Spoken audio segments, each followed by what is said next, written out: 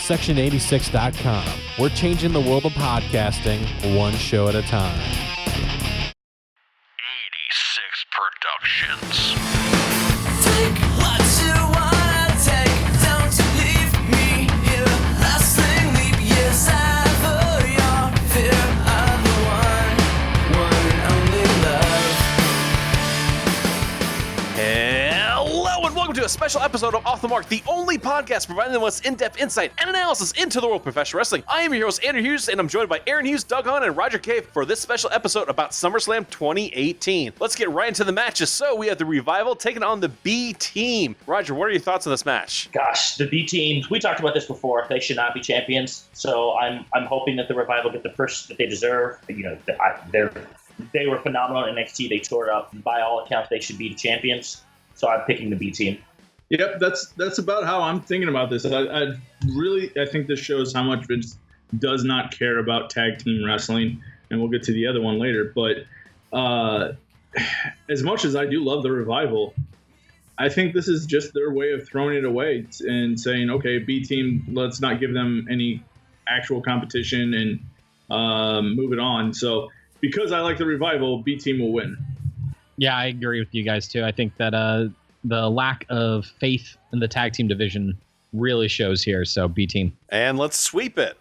So let's move on to the Cruiserweight title. We have Drew Gulak versus Cedric Alexander. Now, the cool part is that they're trying to basically make it seem like Cedric Alexander is going to be hurt towards us because you had basically Gulak's team beat him up the entire time, which I do think that it's going to foreshadow where they're going to come out and do something as well, try to get Gulak the win, but then Alexander's going to have some people come out and take them on and blah, blah, blah. And then Alexander will end up retaining here. So I am looking forward to this match. I just think it stinks that these matches are not on the card, but that's a discussion for another time. Yeah, I'm with you. I'm taking Cedric Alexander. Yep, Cedric Alexander. Cedric, I think if they were going to go with Gulag, it would have been at the beginning of the year, not right now.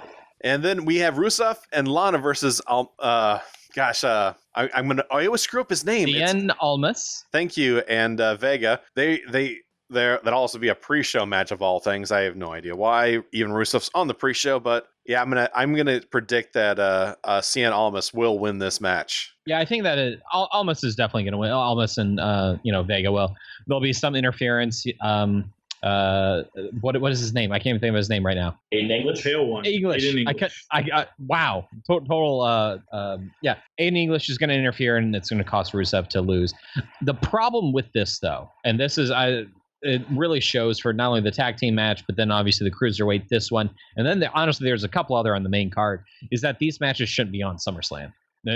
13 matches, it's kind of unnecessary. And these are some matches that you should really build towards on SmackDown or on Raw. And this one in particular, this should have been, maybe next week, the week after on SmackDown, and have it be a big thing. Like, hey, this is a special match. Tune in for our main event. And that's what they should have billed it as. Unfortunately, they didn't. So, but either way, I'm going to pick Almas and Zelina to win this one.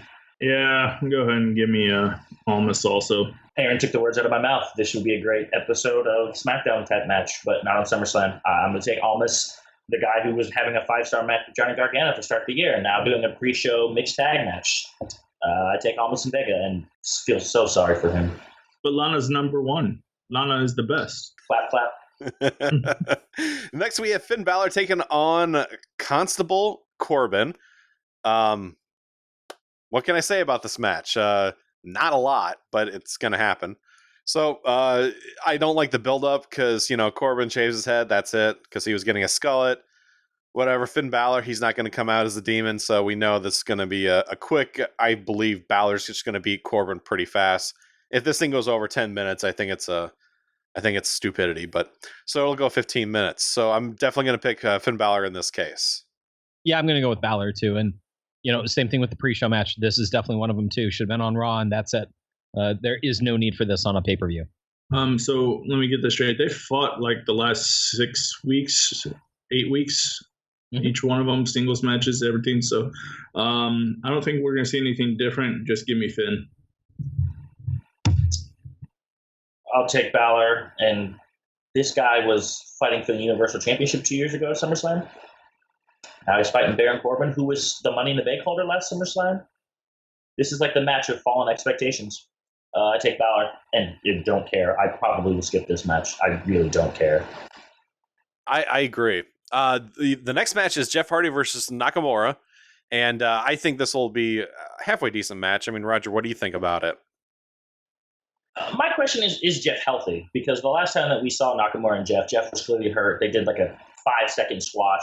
The interesting part of this is Randy Orton's involvement. Obviously, he's been kind of just stalking in the background. I'm assuming this is transitioning into a feud with Brother Nero versus the Viper, which, will have some psychological edge. I think Nakamura wins here mostly because, good Lord, he failed in so many title matches for the main championship that he kind of needs a strong U.S. title run. And I think there's something for him to transition to some other feuds.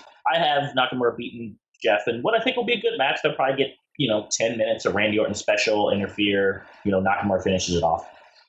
And in this case, I'm gonna go with Nakamura. Yeah, also going with Nakamura. I think that there is no need to take the title off of him at this time. I could see Hardy potentially winning via DQ. I could see that, with Randy Orton coming in and RKOing him.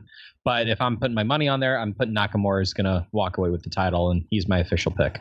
Yeah, I want to say Nakamura is going to go away, or is going to retain the title. It is really that pick of, does Jeff Hardy win by DQ via Nakamura, even low blowing or Randy Orton interfering? But give me Nakamura also.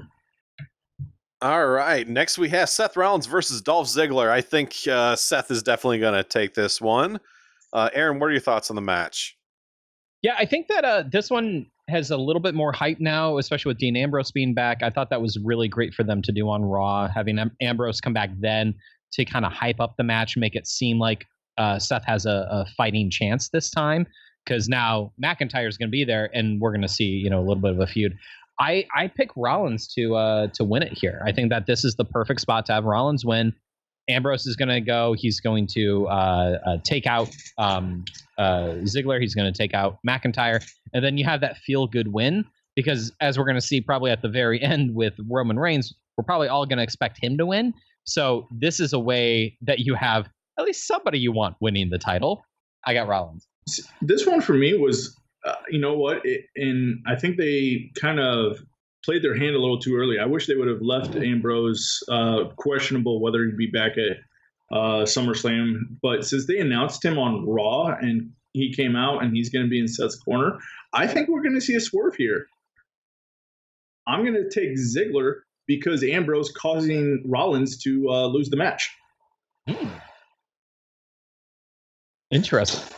Doug took the words out of my mouth. I thought the fact that you didn't have him be a surprise return screams that he's turning on Rollins. I think an Ambrose heel turn has been long overdue. Technically, I never thought Ambrose had a reason to fully forgive Seth for his betrayal those years ago. This is the perfect time to stab him in the back. He's coming back. The old rule of WWE, when your longtime partner has been out with an injury, when he comes back, he stabs you in the back. Rollins doesn't need the icy towel anymore. It's time. I'm going to go with Ziggler. Did you also want to say that Ambrose obviously saw the barbershop already? I mean, I think Rollins is about to be a coward and jump through a plate glass window. In this case, I actually agree with you guys, but I still think Rollins will win, because I think Rollins will win and then Ambrose will take him out right after the match. So that's what I think is going to happen. Well, I agree with you guys. I think that'd be really smart and good storytelling. It is WWE. And I think that here's my point. If it takes any focus off of Roman Reigns winning the title at the very end, WWE doesn't want to do that. They don't want Raw to talk about what's going on with Ambrose and Rollins. Instead, they want it to be like, oh, they're friends, and now they're going to be in tag team matches against Ziggler and McIntyre. But by the way, the big dog is here tonight. And they have to talk about how the big dog has the Universal title, because that's the entire focus. That's why, I agree with you guys. It'd be smart, and WWE would do something like this normally. But because there's Roman Reigns involved, I don't know if they can. Hey, Aaron, counterpoint. Let's say that on Sunday, the WWE headquarters was nuked. Do you not think that Michael Cole would still lead off Raw? And the big dog, the new champion, blah, blah, blah, blah, blah, blah, blah. Let's be honest. There is nothing that they would allow to overshadow. Outside of Vince McMahon himself passing, and it would probably be on his tombstone. Talk about The big dog wins. The big dog wins. So nothing is going to overshadow a Roman's night. So I still stand by the Ambrose heel turn, but I do see your point. Because it's the big dog. Aaron, how come you won't shake my hand anymore? Whenever we're in writing meetings, I'm like, hey, shake my hand. I'm big. I'm big timing you. You That's big what I'm timing doing. me? All right. So let's move on to Becky Lynch versus Charlotte versus Carmella for the SmackDown Women's Championship. Roger, what are your thoughts on this match? So when this was a singles match and Becky and Carmella, I said this is where Becky wins. I think we talked about this on our previous show, and I thought it was a good hey, she's going to beat her with an armbar in 10 minutes. I think you would pose the idea, or Doug, of Ronda Rousey saying, all right, I'm going to beat that time and I'm going to make Alexa tap quicker. But the moment they added Charlotte to the mix, I was kind of like, oh no, now Carmella's going to find a way to steal a pinfall. And it's a shame, because I thought the line that Charlotte used perfectly encapsulated what I don't like about Alexa and what I don't like about Carmella, is that they are divas who are the champions in an era of women's wrestlers. Carmella is not good in the ring. It's undeniable. Her matches have sucked across the board, probably since she's called up to the main roster. Becky's a better wrestler and character. Charlotte's a better wrestler and character. So while both of those two women should be champion, Carmella's blonde. Charlotte's also blonde, but she's a face, so I guess the blonde heel takes precedence over the blonde face. Therefore, Mella wins, unfortunately. Actually, I will disagree with you. I still think Becky's going to win. The only thing I could see that might happen is that if Carmella was to retain, it would be because Becky Lynch would have the armbar on Charlotte, and then Carmella would somehow sneak the pin. That's the only way I could think that they could swerve it. But in this case, I think Becky Lynch needs it again. I think that'll help her character out. Carmella's there, but I think Becky will have it for a little bit of time. Probably drop it sometime around Survivor Series or at SmackDown 1000. Who knows? But in this case, Becky Lynch, for me, she is definitely gonna get it. I'm also going to go with Carmella. I think, and I 100% agree with everything that Roger said. I would have picked Becky if you would have asked me before, but it's got to be Carmella. You got to sow some seeds of distrust between those two, between Becky and Charlotte. So Carmella. This is tough for me. I'm going to go with not Carmella. I'm still trying to determine whether Becky Lynch or Charlotte takes this. I'm going to go ahead and I'm going to pick Charlotte just so we can all be different a little bit. And my reasoning is, and I'm going to go into this in the next match also, I think they're setting up the 4 horsewomen versus the 4 horsewomen. And what better way to do that than have both of them have a title? And your main person on your SmackDown right now for the 4 horsewomen is going to be Charlotte. Have her have the title. Have Ronda is going to be the winner of the next match, which is Ronda versus Alexa Bliss. You're going to have them in the back. They're going to both hold their titles up and say, I've got some friends, you've got some friends, let's do this. And I think it'll be a good setup, maybe your main event for the Women's Evolution pay-per-view. Ooh, good point. So the next match we have is Ronda Rousey versus Alexa Bliss. And Doug, who's going to win this match? Who's taking Ronda Rousey's going to win this match. And it's just a matter of what is the over-under for time. I just don't see Alexa Bliss being able to pull out anything. They've built Ronda to be the dominant one. There's no way that she doesn't come out of this with the championship. They want a strong presence of the women to build up that next women's pay-per-view or all women's pay-per-view. They're going to need something to do that, and I think that Ronda having the title will be it. If you're going to have an all-women's pay-per-view, you need a face of that. And if you're potentially going to have an all-women's main event of WrestleMania 35, which has been rumored, then Ronda Rousey is going to be in that match, which means Ronda Rousey should not have a loss to Alexa Bliss on her ledger. So Ronda should win. Like Doug said, the only question shouldn't be if she wins, it's how quickly does she win. And I think she should do it under a minute. She should rush her, armbar her, and tap her out. That's the way this needs to end. Yeah, 100%. And let's sweep it, Ronda Rousey.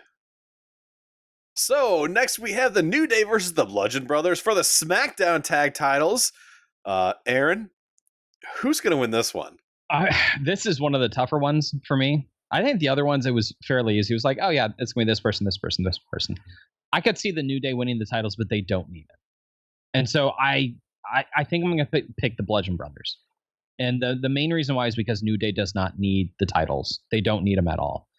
I don't know, though, who they would have the Bludgeon Brothers feud with next. You know, the good thing about the New Day is that they have a number of other tag teams that they can go towards with Cesaro and Sheamus and Sanity and, even like the Club they could technically go against. But based on how they've been building the Bludgeon Brothers, I got to go with them. I think this is one of them that I think SmackDown is missing the biggest opportunity in the world. They should have made this a fatal 4-way tag team match. Bring in Sanity, bring in the Usos or whoever else. That way there's at least a little bit of question on who's going to take it or not. So I'm still going to say the Bludgeon Brothers win, but I would love to see some outside interference to kind of mix things up and make it to be a better match next pay-per-view. I wish the Bludgeon Brothers had been booked like this on Raw, where they were a very dominant tag team, because Raw likes to do a lot of tag teams versus main eventers. So the Bludgeon Brothers kind of running through the division, which is weak on Raw, would have been fantastic to go up against Roman and Lashley when they were feuding, for example, and they were forced a team so that the Bludgeon Brothers could beat them. On SmackDown, all they've kind of done is stifle a division that was very competitive. So I would have rather than swapped with Revival in the first place. And then to this point, I don't see a way for New Day to really win this logically, because the Bludgeon Brothers have kind of been just unstoppable. So, I mean, I guess the Bludgeon Brothers, but who else do they feud with? Like, I don't know what they're going to do with this going forward. At some point, you think Sammy's got to get in the mix here, but I don't really know when. So I'm going Bludgeon Brothers, but I'm pretty confused. Sweep it, Aaron. And moving on to Kevin Owens versus Braun Strowman. I'm actually excited for this in a big way. It's going to be for the Money in the Bank briefcase. Now, in this case, this is the weird thing for me. I kept thinking, like, okay, this is simple. It's going to be Braun Strowman winning. I disagree now. I think Kevin Owens is going to win. And I think he's going to cash in on that same night and to become the new Universal Champion. So, Aaron, what are your thoughts? I got Strowman on this, and the main reason why is because I have him potentially cashing in here, but I could also just see him, they can save it and use it at a different time if they need a, go like get out of jail free card, so to speak. I think Kevin Owens is totally fine to hold it, but Strowman is somebody that, I mean, he gets the title, it's going to look really big. And then whoever takes it off of him is also going to look big. So if they want to have Roman win the title and get his big coronation again, then have Strowman take it away and then have Roman overcome the odds and take down Strowman at like WrestleMania this next year, which they might do. I could see them going that route. With that said, I'm going to pick Strowman. This is what I want to have happen, and this is how I want them to book it, and this is how I know they're not going to book it. I want Braun Strowman to cash in before this match even happens. I want him to beat Brock Lesnar in the back, bring him out to the front, pin him, and win the title, and have Kevin Owens running out to like try to stop it. But that's not going to happen. I'm going to pick Strowman. I don't think there's a reason you take the Money in the Bank from him. You gave it to him. There's no reason why he can't have it. I thought Kevin Owens was a smarter person to have it in the very beginning, but he's going to retain it. I don't think Andy's too far off from the idea that Owens could win. Like, there's definitely some logical booking scenarios that I could see KO winning this, stealing the pin, and it could be definitely something very cheap, a distraction. Sami Zayn makes a random return out of nowhere just to make an appearance. His music hits, who knows what. I still think Strowman wins. I would probably say I'm leaning 75-25 with Braun, just because I think they have plans for him, and taking off of him kind of hurts his character a little bit. But I wouldn't call it a massive surprise if Owens were to win. I'm going to go Braun, but I could see KO winning. And kind of, to be quite honest, I kind of want KO to win because I don't think Braun needs this. And I said this at Money in the Bank. He won the Greatest Royal Rumble. That should have meant something. Let somebody else use Money in the Bank. So I go Braun.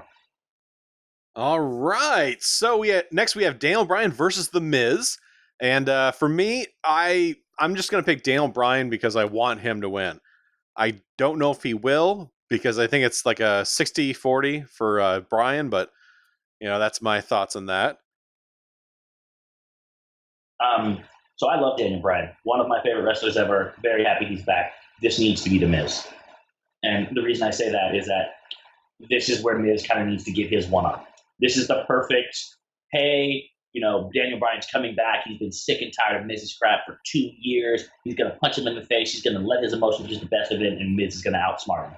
And Miz beats him. I hope it's not with a stupid dreaded roll up of death. Let him actually beat him, and let him beat him cleanly. And that way, one day down the road, when Miz has the title, then Bryan can come back and give his revenge, and we can culminate in a fantastic WrestleMania match. I go Miz. I'd say it's 50-50. Either one of them can win. This is low-key one of the sleeper matches. This could be the match of the night. We know Miz delivers on pay-per-view. We know Bryan can go. This could end up being the show stealer. So I'm going to go Miz. I wholeheartedly agree with what Roger said. I think that the Miz should win this one. My question is, and I think we all can see that Daniel Bryan is going to sign on at least for a little bit longer with the WWE. If I knew a little bit more into that kind of story of whether he was thinking about retiring again or going elsewhere, I would say Daniel Bryan here as a chance to try to draw him in. But I think The Miz should win this one, and it should propel him up into the main event scene, possibly even to a title match, so that Daniel Bryan can challenge him at WrestleMania, where this match really should take place, and hopefully a better lead up to this one. I think they kind of let it down with a quick roll around, even though they've been teasing it the whole time. I wish they would tease it a little bit longer, and I want it to be The Miz this time. Yeah, I agree with you guys. And I think I'd said on our last show that Miz should win here and then just duck Daniel Bryan until WrestleMania. And that's where they do their next match. That would be huge. With that said, though, it's WWE. I can see them having Daniel Bryan win here just because they would want to. They're like, oh, just have him win here. It'll be a feel-good moment. But at the same time, I mean, it's weird to say, but thinking about Roman Reigns again, I think they don't want something to overshadow. I think Daniel Bryan winning might overshadow that.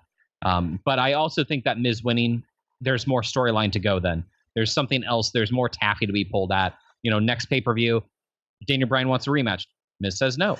And then the next one he wants one. And so they can keep that going and going and going. So, but that said, I'm going to take Miz and just go from there. All right, and now my pick for what I hope is going to be the match of the night. We have Samoa Joe taking on AJ Styles. Of course, I will be dancing with Samoa Joe's music. I'm excited for this match. There's nothing that I can think negative about it because I'm really looking forward to it. I just hope that Samoa Joe comes off like he just barely lost it, and that's what I want to see. But in this case, I have to pick AJ Styles retaining. I'm also going to pick AJ to retain here. I want Samoa Joe to win, though. I do. I think that Samoa Joe winning would be good for his character, and it would be good for storyline purposes. But last year, we had Jinder Mahal taking on Nakamura, and they went with Jinder Mahal. Nakamura could have really used that win. It would have been really great for him. And I think that this is another case here where they're just going to go with AJ, and they're going to have him hold the title for a really long time. But I do want Samoa Joe to win. But I'm picking AJ. This is another tough one, and these last three matches I can see going either way, and I will be perfectly happy with whoever wins in any of these last three matches. But overall, I still think at the end of the night, it's going to be AJ Styles. Samoa Joe will get his time. It's just going to be a little bit later. Every part of my body wants to say Joe. I love Joe. Been a fantastic, he's been fantastic ever since I've watched him. And part of me thinks that AJ's done enough with the title that he doesn't need to keep it anymore. But I feel like something's been missing from this feud. It just really hasn't turned up to the intensity level that I expected yet. And I think the feud's going to go on for a couple more pay-per-views. So I'm going to go AJ retains here. It could even be by disqualification. I wouldn't even be surprised if we get a post-match Joe just beats the absolute life out of AJ. The only thing I'm worried about is please don't AJ Nakamura this with a stupid finish. Don't do another low blow storyline. Don't do something really dumb where the focus is taking off the match. Let these two generals just go to work. Because if you give them the time and get out of their way, this will be the match of the night and it won't even be a discussion. If you try to WWE it, it will be stupid and we will be whining about it on the post show. You mean have AJ's daughter and family there to support him, but one of them slaps him and do all that? Next thing you know, you got a Judy Bagwell on a pole match. I will say this. If Claire Lynch makes an appearance, 5 stars. I'm sorry. That's 7 stars at least. Maybe 7.25. It has to be in the Tokyo Dome for 7 stars. Aaron, I just there's times I just wish you were back in NXT. You know, you were just a little bit lighter back then. Yeah. Going on. Wow, Dave. Wow. Just trying to figure out how to put that in all night. All right, so we have Roman Reigns taking on Brock Lesnar. Roger. What can I say about Roman Reigns versus Brock Lesnar that hasn't already been said already? Absolutely nothing. I defer the rest of my time. I pick Roman. I pick Braun Strowman. Okay, I think that this is going to be one of those things that I think Reigns is going to be like he gets that final spear or the seventh spear or whatever, and all of a sudden you're going to hear Braun Strowman's music come up. He's going to come down and he's going to steal the win, a la WrestleMania with Rollins. Ice of the Century. Yep. So Roger, just to recap, you think that Strowman's going to cash in, whether it's during the match or right after? I think he cashes afterward. That's why I said Roman wins. I think Roman will finally defeat Brock. It'll be, like, oh, he finally beat him. And then as he's celebrating, Braun Strowman's music will hit. He will take advantage and will weaken Roman Reigns. And then Braun Strowman, that way we get our feel-good moment with the guy you actually like walking out as the champion. Roman has a complaint because, he has to whine because he's the big dog, and that's what dogs do. They whimper like puppies and whine about how they've been cheated at a title shot after title shot. And so that'll be the storyline going forward. Also, don't be surprised if Paul Heyman joins Braun Strowman. Calling it now. That would be awesome. That would And be Doug, interesting. you think it'll be during the match, correct? I think it'll be during the match because with everything else, and I could see a lot of people doing this actually, leaving during the main event. This pay-per-view is so long as it is.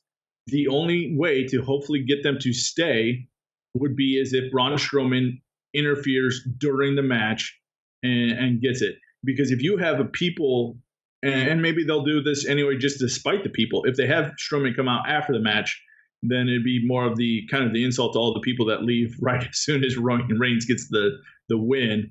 But I think you gotta do it during. I don't think people leave during Brock Lesnar matches. For as boring as they are, Brock Lesnar's the only person who the finish is always in question.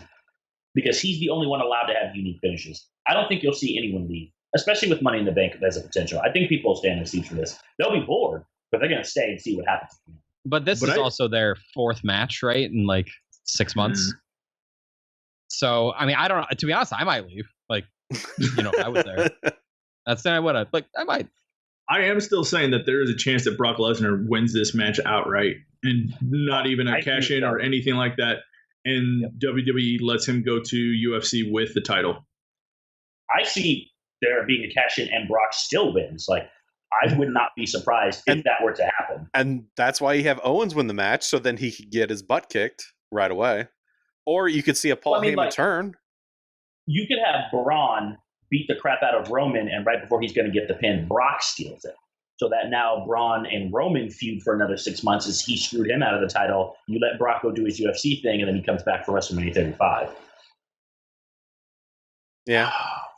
Or do you think they would actually allow Brock to be like, I don't need this crappy title, and throw it on the ground and leave? No, like what Doug said, he wants WWE champion Brock Lesnar to be announced by UFC, to be potentially the first guy to be a double champion. Like, Vince has always loved cross promotion. He wants his name out there. He wants to be mainstream. How many people can say that they got their champion in the main event of a UFC pay-per-view? Like, that's a pretty small list. Would Dana White let Brock come out with the title, though? Yes. Yeah, absolutely. You know how much they've been mentioning UFC lately? Like, haven't you noticed over maybe like the last 6 months that they've directly name-dropped Dana White and talked about, like, they're clearly working together. Do you like the thing that Dana White tweeted with Roman Reigns? He just put lol on after, like, him saying that he was, basically, I don't remember the exact wording that he used, but he just put lol afterwards. And I was like, yeah, that sums it up. But yeah, or my favorite, by the way, I know this is going a little off the way, but my favorite meme that I saw is where someone was putting their hound out and Reigns was hitting them all, and then they did the psych thing to him. Yeah, that was my favorite thing. So, anyways, so Andy, who's your official pick? My official pick, Roman Reigns. You know why? Because every time I picked Roman Reigns, something's happened.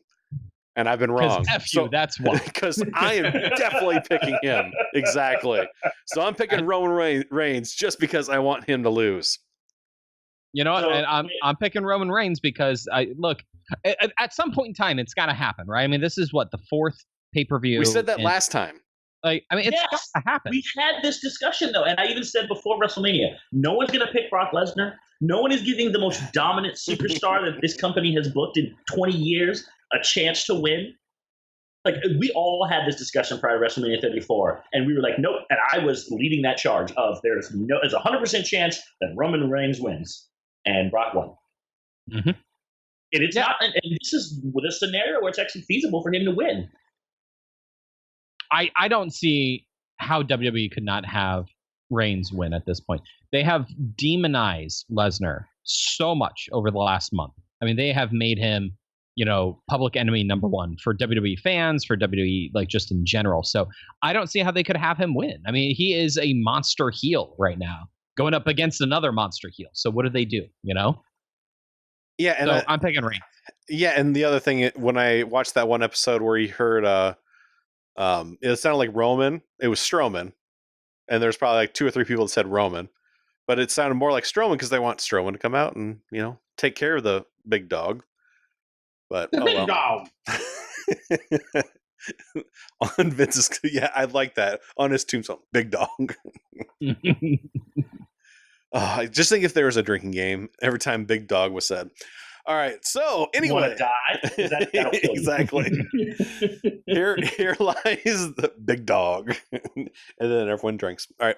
So anyway, let's thank our sponsor. Are you a blogger or podcaster? Or are you just not happy with your web hosting? You can check out HostGator.com. You're going to find web hosting made easy and affordable. HostGator offers unlimited disk space, unlimited bandwidth, one-click strip installs with a free ability hands on the best control panel out there. Stop by today and try a free demo to see how easy it is. And if you use a special coupon code WrestleMania, you'll save 25% off your web hosting packages. So what are you going to lose? Check out HostGator.com and take a bite out of your web hosting costs. So Doug, what are your expectations of this SummerSlam? I think if we're gonna be talking about SummerSlam 2018 down the road, it's gonna come down to those last 4 matches. The quality of those matches are going to dictate how well we perceive this whole pay-per-view. The rest of the pay-per-view is wish-wash. I don't care for it. Don't care one way or another. The matches could be superb. B-Team versus Revival could be one of the NXT masterpieces that they used to have, but it's not going to matter. It's all going to come down to those last 4 matches and how it comes out. And I want to say I'm excited for those 4 matches, but WWE lets me down all the time. So I'm expecting probably a 6 out of 10. And Roger, what are your expectations for this year's SummerSlam? Very low. And I say that because I have not seen a good big WWE pay-per-view since Royal Rumble 16, 17, whichever was the one that had AJ and Cena go at it in a really good match. And they had the really big names. I think that was maybe last year's Rumble. Their main cards have sucked. Let's just call it like it is. WrestleMania, and it's too long. What is this, a 6-hour show? From 2 to 8 o'clock? PST, it's too long. I'm just not going to be interested. Too many of these matches have no stakes. There's a lot of matches that shouldn't be on this card. There's a lot of storylines that either aren't fully developed or need to die already. Brock and Roman looking at you. And to kind of expand on Doug's point, I don't think this is a 4-match show at all. I think this is literally comes down to the main event. If something interesting happens, we will remember the show much more interesting, much more favorably than we will if it's just Roman Reigns beating Brock. If he just comes out and kicks out of 6 F5s and hits him with a couple Superman punches and 3 spears and pins him, we're going to be like, well, that was a crappy end to a crappy show. Something crazy happens. Strowman cashes in. Heel turn for Roman Reigns. Heyman joins somebody. We're going to talk about it more favorably. AJ Joe, I am cautiously optimistic. I want to believe this is going to be the match that I know they are capable of, but they burned me already with AJ Nakamura. I'm never going to trust them again until after the fact. Everything else, probably won't get the time because there's too many. 2.5 is probably what I expect this to be, and that's optimistic. Out of 10 or 5? 10. Ooh. I was going to say 20, but Out of 100. And Aaron, what are your expectations for this year's SummerSlam?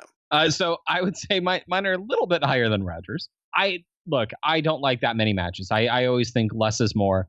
And if you take a look at the card, there are 10 on the main card. But realistically, look, a pre-show is still part of the show now, right? We have the network, so we get to watch it. It's not like, oh, the pre-show, which was dark matches. That's supposed to be for the home crowd. So realistically, there's 13 matches on the show. Now, if you cut that in half, let's say it's only 7 matches. Not only does this become incredibly watchable, it becomes really good. Now, the final 4 matches that we had talked about, you have those on there. You have the 2 women's matches, Rollins and Ziggler, and then throw in, maybe Nakamura Hardy, right? Or maybe one of the tag titles, and that's incredibly watchable. And not only that, but then you have matches where maybe they have to try to outdo each other. And unfortunately, with WWE's formula, especially with this many matches, you have cooldown matches. In NXT, you don't. In NXT, it's just, all right, outdo this person. All right, yeah, I know you just had like the match of your life. I know that it was Nakamura and Zayn, but guess what? Joe and Finn, you guys have to go and put on a good match too. Oh, okay. Alpha and Revival, I know you guys just had a fantastic match. Well, now Nakamura and Zayn, they have to outdo that. That's the thing. You don't really have that here, and that's, I think, the problem is that we're gonna have a good match, cool down match, good match, cool down match, and so it's gonna the pacing of it is gonna be bad. And I think when you think about like a movie, if you go to a movie, in some movies you might be like, that wasn't that good, but the pacing was great. The pacing of that movie was fantastic. Very similar to this. I think the pacing is going to be terrible. And I think that the matches so Roger and I are going to watch this, and we talked right before the show.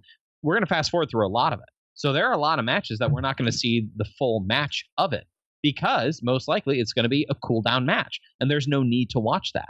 So we're going to fast forward through that. That's not a good show. So what they should make us do is be like, all right, no matter what, we have to be ready to watch this at 4:00. Instead, it's going to be like, all right, well, I'll come over at 6 and then we'll watch, 3 hours, of a 6-hour show. Like that's not good. That's really not good. With that said, I'm with Doug. I have about a 6 out of 10. I think the final 4 matches can be fantastic.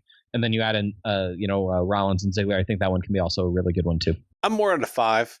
I can't, in this case, I'm more at a 5 out of 10. I don't care about this. I mean, that's the sad part. Like I was hoping that I had something going on Sunday so that I could watch it, later, but I don't. So this is the toughie. I'm not really, I have no expectations. I mean, if we want to talk NXT, I got like out of 10, I got at least a 15 on that. But in this case for SummerSlam, it's just going to be here. There has to be something memorable, and it needs to be something big, something where like, whoa. And I've been trying to think of people who haven't returned in a while that were main eventers. I just don't know, unless you have The Rock come out for some reason and I don't know, spine or do the rock bottom to Brock Lesnar. That's the only thing I could think of that would actually be like, oh my gosh. But yeah, so I really don't have any expectations besides 50, 5 out of 10. So.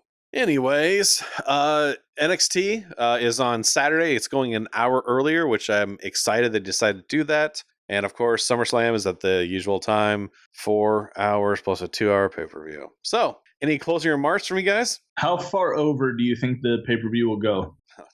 It's not going to go over. Oh, you mean? Oh, I see what you mean. I thought you meant like it was going to be good. No, not that. I mean, time-wise. Honestly, this will end up being almost closer to a 7-hour pay-per-view. Yeah, I don't think it'll be WrestleMania bad, but it's going to be up there. I think it's going to end like at 11:30 Eastern time, and I think it's going to tick a lot of people off there on the East Coast. West Coast won't be as bad, but I still think they'll be upset because they had to go till 8:30.